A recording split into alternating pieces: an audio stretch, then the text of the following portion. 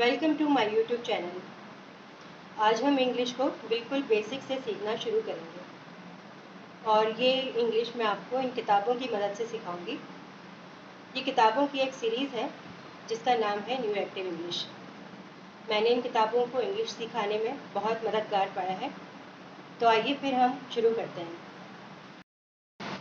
तो अब हम शुरू करने वाले हैं न्यू एक्टिव इंग्लिश बुक 0 से। ये इस सीरीज़ की सबसे पहली किताब है। तो अब मैं इसका पहला पेज खोल के आपको दिखाती हूँ। तो इसका पहला पेज है ये। इसको मैं साथ साथ पढ़ूंगी भी और इसका तर्जुमा भी करूंगी और जो भी ज़रूरी चीज़ें मैं समझूंगी जिनकी वजाहत ज़रूरी है मैं वो आपको बताती जाऊंगी।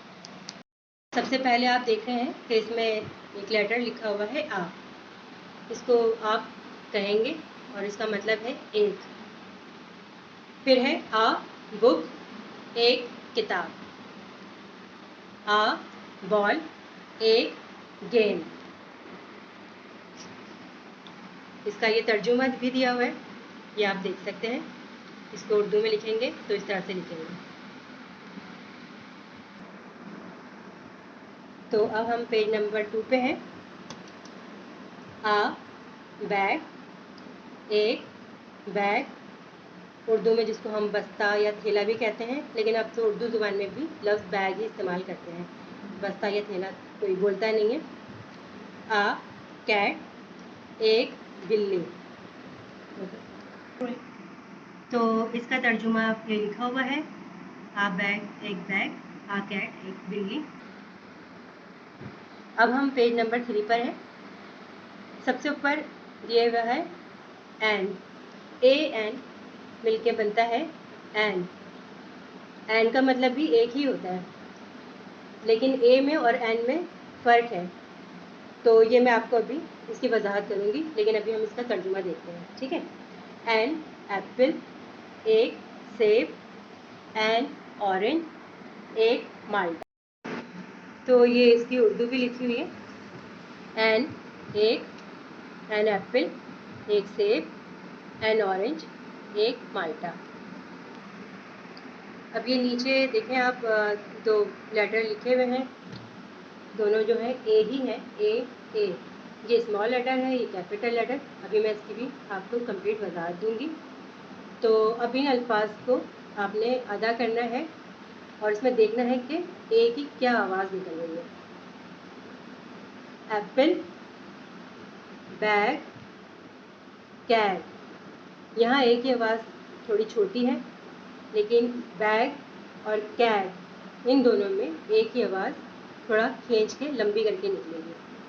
तो ये अल्फाज यहाँ पे नीचे इसी के लिखे हुए, ताकि इन अल्फाज की सही से अदायगी आ जाए। तो ये मैंने आपको करके बता दी है, आप इसकी प्रैक्टिस करेंगे, ठीक है।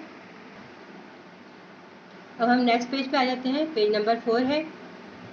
यहाँ तस्वीरें भी आप देख सकते हैं। बॉक्स बना हुआ है और इसके साथ लिखा हुआ है आ बॉक्स, एक डब्बा। ये कप बना हुआ है, आ कप, एक प्याली या एक कप जैसा। और ये पेज नंबर 5 है। यहाँ पे ये बनी हुई है डेस्क, आ डेस्क, एक डेस्क। अब ये लेटर लिखा हुआ है बी। ये स्मॉल बी है और ये कैपिटल बी। बी की आवाज़ सिखाई जा रही है। बुक, बॉल, बॉक्स, ठीक है। इनको कहने की आप इस तरह से प्रैक्टिस कर लें। और अब इनको उर्दू में किस तरह से लिखेंगे ये आप देख लें। ये पेज नंबर 4 पे जो लिखा हुआ है आ बॉक्स, उसका मतलब है एक डब्बा। आ कप, एक कप। आ डेस्क, एक डेस्क। तो हमने बुक के पेज नंबर 5 तक आज किया है। बस बुक में आज हम यहीं तक रखेंगे। अब मैं कुछ चीज़ों की वजाहत करना चाहूँगी। तो सबसे पहले ये अल्फ़ाबेट्स आप देख रहे हैं, ये इंग्लिश की सबसे बेसिक चीज़ है। ज़ाहिर किसी भी लैंग्वेज को सीखने के लिए सबसे पहले अल्फ़ाबेट्स आने चाहिए। अगर किसी को ये भी नहीं आते तो फिर वो यहाँ से शुरू कर सकते हैं। ये मैं इनको बोलती जा रही हूँ, तो आप इनके साथ साथ रिपीट कर सकते हैं और आवाज़ों को समझ सकते हैं। A B C D E F G H I J K L M N O P Q R S T UVWXYZ। ये कैपिटल लेटर्स हैं जो शुरू में लिखे हुए, पहले लिखे हुए, और जो बाद वाला है ये स्मॉल लेटर्स कहलाता है। इंग्लिश में लेटर्स, कैपिटल लेटर्स और स्मॉल लेटर्स दोनों इस्तेमाल होते हैं।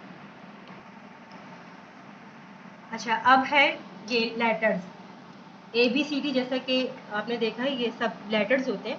अब लेटर्स क्या होते हैं? लेटर्स दरअसल आवाज़ों की अलामत होते हैं और हर लेटर एक ख़ास आवाज़ को जाहिर करता है। एक या एक से ज़्यादा लेटर्स मिलकर एक लफ्ज़ या वर्ड बनाते हैं। वर्ड क्या होता है? इनको बोलती जा रही हूँ तो आप इनके साथ साथ रिपीट कर सकते हैं और आवाज़ों को समझ सकते हैं। ABCDEFGHIJKLMNOP QRSTUVWXYZ। ये कैपिटल लेटर्स हैं जो शुरू में लिखे हुए, पहले लिखे हुए, और जो बाद वाला है ये स्मॉल लेटर्स कहलाता है। इंग्लिश में लेटर्स, कैपिटल लेटर्स और स्मॉल लेटर्स दोनों इस्तेमाल होते हैं।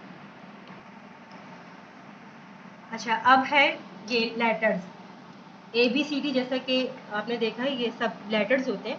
अब लेटर्स क्या होते हैं? लेटर्स दरअसल आवाज़ों की अलामत होते हैं और हर लेटर एक ख़ास आवाज़ को जाहिर करता है। एक या एक से ज़्यादा लेटर्स मिलकर एक लफ्ज़ या वर्ड बनाते हैं। वर्ड क्या होता है? एक वर्ड हुरूफ यानी लेटर्स का मजमुआ होता है जिसका कोई मतलब भी हो। अब अगली चीज़ जिसकी वजाहत मैं कर रही हूँ वो है वॉवेल्स। ये 5 होते हैं, A, E, I, O, U। ये कुछ ख़ास लेटर्स होते हैं। इनकी ख़ास बात यह है कि इन्हें बोलते वक्त ज़ुबान, हलक, होंठ या दांत में से कोई भी जिस्मानी हिस्सा टच नहीं होता, जबकि बाकी लेटर्स में होता है।